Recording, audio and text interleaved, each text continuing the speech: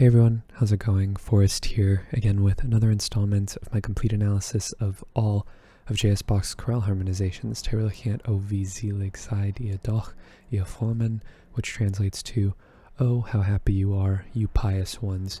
This is a pretty interesting chorale. The introductory progression is pretty fascinating just because of the lack of a tonic, and there is definitely something very unusual going on in the second phrase as far as the quick swapping of keys, switching from adjacent keys and whatnot. It's pretty fascinating what's going on there. But regardless, I think the analysis for the most part is fairly straightforward until we get into this section, which leaves some room for interpretation. We're just going to hop right into the analysis. So we have one flat in the key signature. We start on D minor. We end on D major. So I reckon the overall tonality of this chorale is D minor. However, I think we're in the key of F major to start things off, and we start off with a 6 chord. That takes us to B flat, D, G, and D, which is G minor over B flat, which is 2, 6. 6 typically wants to go to 2 via that cycle of falling fifths, and that takes us to A, E, G, and C. It's a pretty interesting chord here, A minor 7 in root position, which is a 3-7 chord. We do see 2 go to 3 with a little bit of frequency, but it's not the most common progression, namely because 3 is probably the least used chord in Bach's chordal vocabulary. But afterwards we get D, D, F, and B flat, or A.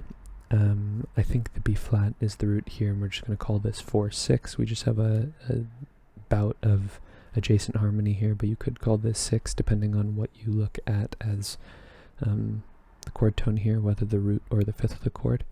And that takes us to a bit of an ambiguous chord here.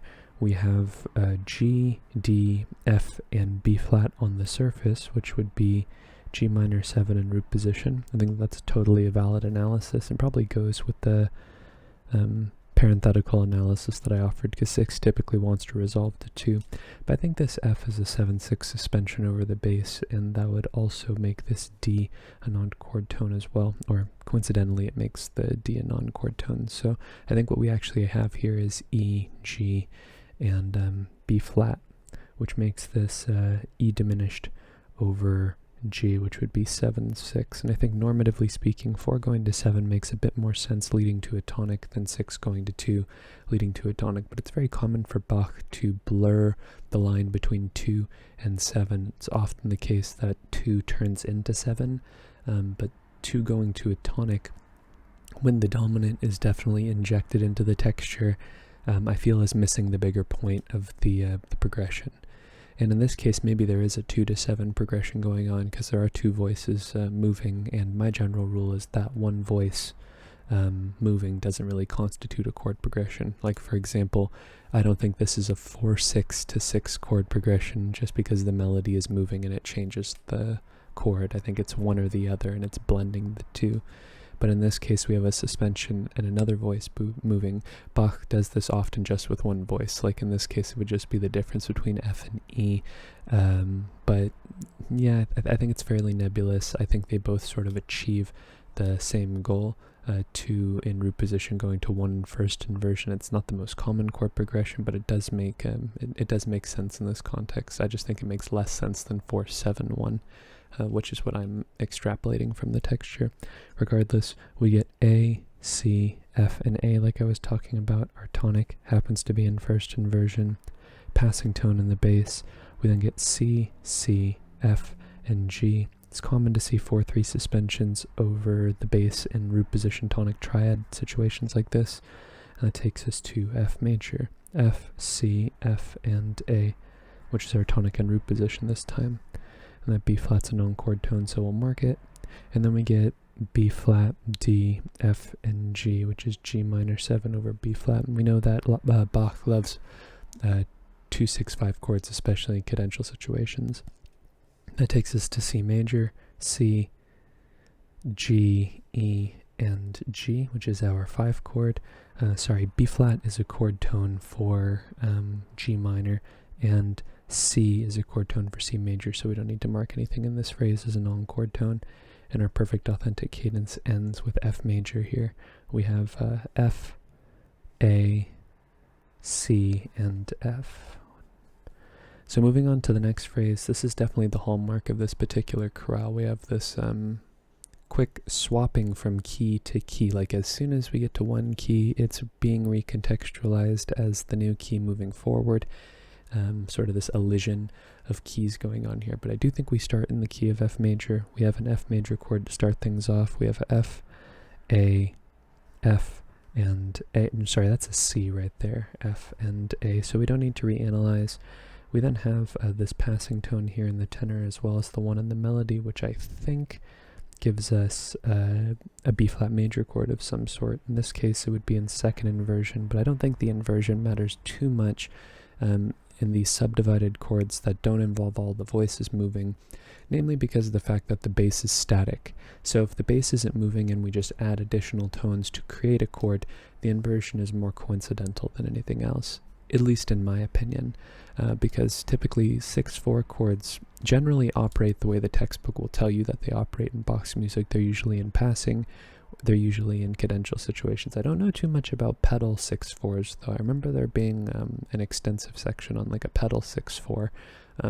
That's not really a huge part of Bach's vocabulary. We do see it from time to time, but I wouldn't call it a hallmark. But passing 6/4s happen with quite a bit of frequency, and cadential 6/4s are very common in Bach's writing. But in this case, because the progression is subdivided, I think the Roman numeral matters quite a bit more than the inversion.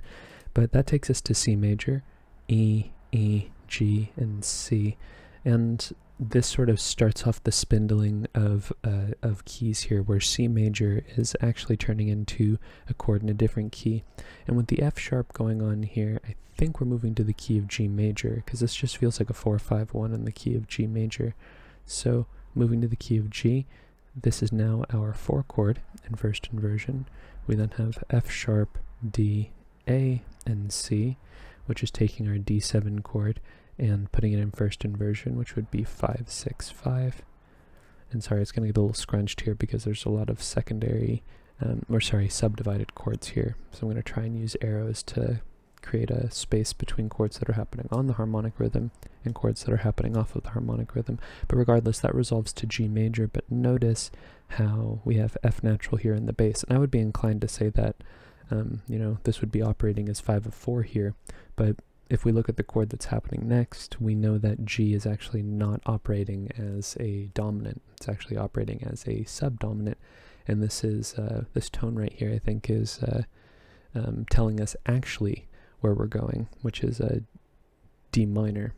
And you're going to see why that's interesting in a second. You might already be ahead of me here. But this is a G chord, which is our tonic. And in the key, so, I'm going to move the bracket over a little bit because we don't have to analyze under that F, because there's not a new chord happening. Moving to the key of D minor. Even though we have a D major chord here on the downbeat of the next measure, I think we're moving to the key of D minor. And this F natural, I think, is the main reason why, because this G chord is just a byproduct of melodic minor harmonization. So this is the 4, and typically this would go to a 5 chord in first inversion or a 7 chord, and in this case it's going to a 7 chord. We have E, G, and not B. That would be a 2 chord, like a minor 2 chord, another byproduct of harmonizing the melodic minor scale, but the C sharp seems to be the more important factor of the harmony that's happening over the span of this beat. And this is illustrating what I was talking about earlier with the blending of 2 and 7. C sharp would be the root of the 7 chord, and B would be the 5th of the 2 chord. And Bach plays with the similarities between those 2 chords because they kind of have complementary functions, and one is sort of antithetical to the role of the other, right? It's like 2 is a very stable, it's a relatively stable chord, right? It's not dominant unstable, but it's not tonic stable. It's a predominant chord in terms of its function, but it going to 1 creates that sort of plagal relationship, which is not quite it's not nearly as common as the authentic relationship that we see in the harmony of Bach's chorales. So I think in this case, just because one voice is moving, doesn't mean that there's an entire chord progression happening like I mentioned earlier. I don't think this is 2 going to 7. I mean, it would make sense if you analyzed it that way, but I think the bigger picture here is that there is a morphing of chords, right? There's a difference between a chord changing from one to the other and a chord progressing from one to the other, right? I think a chord progression requires multiple voices, in the grander scheme of the texture. Something that separates, one voice moving like this G going to this F. In this case, it doesn't happen to spell another chord that is distinct from the previous chord entirely. In this case, we do have one voice moving that creates a distinct chord, but because the rest of the voices are remaining static, I think it's more of like a context change rather than a progression. And that takes us to our 1 chord, but not to our 1 minor chord, our 1 major chord. We have F sharp, we have D, we have A, and we have D. So the use of that Picardy third there is what Bach uses to create the elision to the next key, which, what's the word? Oh no, it's right there. Sequentially, he sort of creates this sequence here where we have the E, F sharp, and the G here, which in this case doesn't really feel like G minor. In this case, we could be in the key of G minor here actually, but with the melody having the B natural in it, it feels like G major, and then moving to D minor feels like, you could analyze this in the key of D major, but this F natural I feel is harder to justify than this F sharp. Regardless, we're moving to the key of A minor, which is what the next phrase, what this current phrase is going to end, and this just turns into a 4/6 chord. And then with the notes that are happening off of the harmonic rhythm here, we get a similar situation to what we just had, or rather what we had in the previous set of changes in the key of G major. We have G sharp diminished in root position here. I remember someone commenting on my video a while ago that it's not common to see 7 chords in root position, and where that's true for Bach, you definitely see them inverted much more than you see them in root position. You see your fair share of them in root position. I think the big thing that you don't see is the leading tone doubled. That's something that the textbook definitely got right, the fact that the leading tone seldom gets doubled. I think there was one situation where maybe I've seen the leading tone doubled, but it was a very heavily contrapuntally influenced section, so the chord had to be taken with a grain of salt, but the context was there. But this is a 7 chord in root position, and again it's happening off of the harmonic rhythm, but the bass is moving, so I feel like the inversion maybe plays a little bit more of a role than usual here. But the 4/7 progression, like we typically would expect, does take us to our 1 chord, A minor, A, E, A, and C. Passing tone in the melody takes us to A minor in first inversion. The only thing that changes is the melody goes up to E and the bass goes down to C, so we'll just change the figured bass there to first inversion. And that takes us to D minor, D, F, A, and D, which is our 4 chord. Passing 7th in the melody here, and then we get E, B natural, A, and another B natural. And I think what's happening here is this A is a 4/3 suspension over the bass. So we know that a 5 chord is being implied here, E major. We get the resolution on the next beat with the with the G sharp, and then the bass leaps down an octave. This D is a little delayed, passing 7th here. And then our perfect authentic cadence ends with not A minor, but rather A major. So maybe this move to D minor here, but ending the D minor part of the progression with the D major chord might be foreshadowing what's happening here with the A major chord. But it's difficult to say. I think that's largely speculative. Also, when cadencing in the key of the minor dominant, which even though we spent the entirety of the chorale in the key of F major basically up until this point, A is still the key of the minor dominant because the overall tonality of the chorale is D minor, or at least I'm convinced that it's D minor. It's going to remain in D minor for the rest of the chorale. But regardless, we start the next phrase off with A major and it ends with a half cadence. Before I forget, we have A, E, C sharp, and A, which is another A major chord we don't need to reanalyze, but in the key of D minor, that's our 5 chord. And that takes us to B natural, D, D, and G. We see melodic minor here in the bass, so we know that this is some type of 4 chord. it's in first inversion. That's going to take us to A major, C sharp, A, E, and E. Happens to be in first inversion. This is a fairly typical progression, even though 5 is typically arrived at from 4. When we see the scaffolding here with the bass inverting the 4 chord, then going to the 5 chord again, it's sort of like a quasi deceptive progression here. 4-6 kind of being a substitute for 6, and then 5-6 sort of being like a sub for 7 maybe. But all in all, they operate basically the same. It's just, you know, scaffolding up the scale. But then we go to our tonic, D minor, D, A, E, and F has a 9/8 suspension over the bass. It's very common over tonic triads to see a 9/8 suspension like that, but also over D minor chords especially. That's something I want to look into more, is go through the D minor chords that aren't operating as tonics, where we see a 9/8 suspension. I think it's kind of interesting. But in this case, it is our tonic, so not much to see here. The phrase ends with A major, A, C sharp, and E, which is our 5 chord in root position.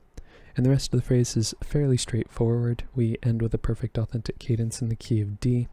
We start the phrase off with D minor, D, A, D, and, F, A, D, and D. I was thinking treble clef here. That's our tonic triad in first inversion. We have C sharp, A, and E, which is our 5 chord A major in first inversion. And that takes us to D minor again. D, A, D, and F. Little neighbor tone here in the tenor. And this is where it goes a little bit away from D minor and potentially over to F major. We have E, A, C, and G. I think this A is an accented non-chord tone, and this is actually C major over E, which would be 7-6, which has potential to be in the key of F major, which would be like a 6-5-6-1 progression in the key of F major. And I'll have that secondary analysis because 7 going to 3, F, C, and A. Even though this does follow the cycle of falling fifths, it just feels like 5 going to 1 in the key of F. And I have a hard time sort of divorcing myself from feeling like this is a modulation. So I think the potential is definitely there. If you analyze that as a modulation, I think that's totally valid. But really what I look at what's happening here in the melody as is just a big melodic minor scale, and this is just a byproduct of harmonizing the scale the way that Bach did. So 7 going to 3, even though it sounds like 5 going to 1. It's just the nature of the minor scale. A is a chord tone, so we don't have to mark it. That takes us to E, G, F, and B natural. I think this E and this G are both accented non-chord tones, and really this is D, F, F, and B natural, which is B diminished, which seemingly doesn't look like a chord in the key of D minor, but it is. It's our 6 diminished chord, and it's another chord that's a byproduct of harmonizing the melodic minor scale, because the root of the B flat major chord that we would expect in D minor is raised up to B natural, and 3 going to 6 is just following the cycle of falling fifths. 7, 3, 6. We would expect that to go to 2, but instead of going to 2, it goes to 7, which we know that Bach blurs the line between. We have E, G, E, and C sharp. Happens to be in first inversion, and that takes us to our tonic triad. D minor, F, A, D, and D. It's in first inversion.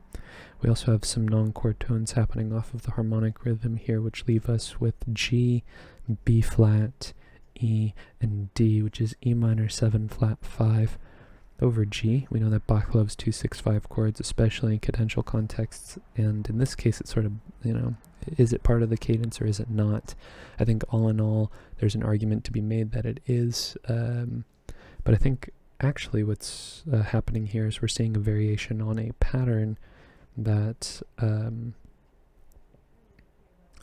we're seeing a variation on a chordal pattern that we see in a lot of Bach's chorales, which is like 1-7-6-1 or 1-6-7-6-1. Where we have two similar chords that are separated by an inversion that are bridged by a chord that's a diatonic step below. But instead of dealing with a root position and a first inversion triad, we have a first inversion and a second inversion triad here. In this case, we have D minor over A, F natural and D, which is a 1-6-4 chord. Bach's preparing for a cadence here where you can expect this to go to 5, and then E is an on-chord tone, D is a chord tone, so we don't have to mark it, and that takes us to A major, A, E, and C sharp. And I am used to using the bracket to show the relationship between the two of them. It doesn't really add anything to the analysis, but it's just a habit from learning harmony the way that I did. But regardless, the cadence ends on D major, D, A, F sharp, and D. As Bach's minor chorales typically do, they end with a Picardy third. And that is today's analysis. But just to touch again a little bit on this progression here, we don't have any examples of that progression that I was mentioning when I was talking about this when we got to it in this particular chorale.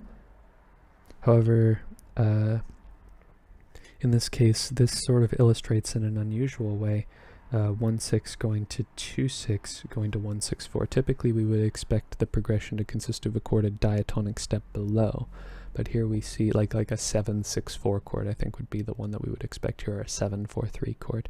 But instead of getting that, we get a 2-6-5 chord. When we see two chords that are separated by a chord that's a diatonic step below, that's the progression we're used to seeing, but here we see a chord that's a diatonic step above.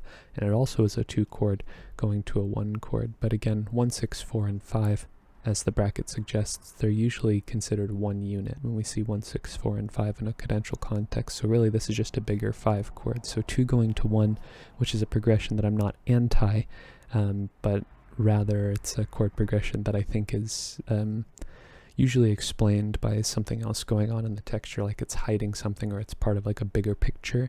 You very seldom just see 2 go to 1.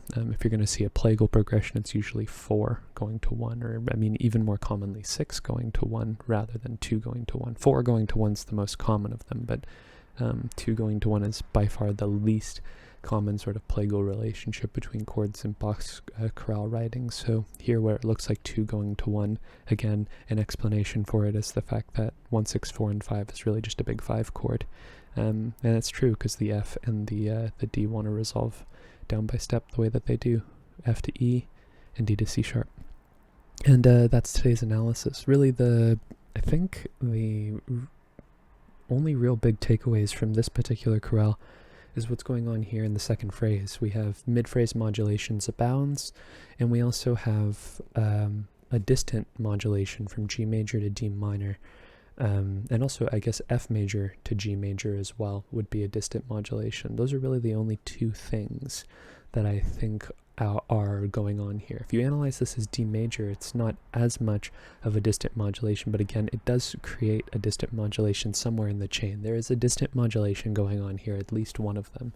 So, I think on that note, I'm going to cap the video off, because even though there was a lot to talk about in this particular section, the rest of the chorale really isn't remarkable.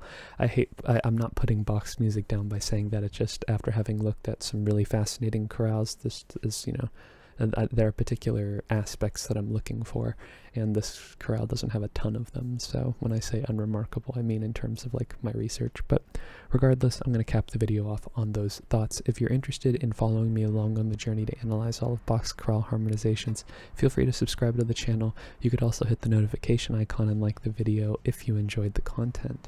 Thank you so much for watching the video and supporting the channel by doing so. I look forward to tomorrow's analysis, and I hope you take care.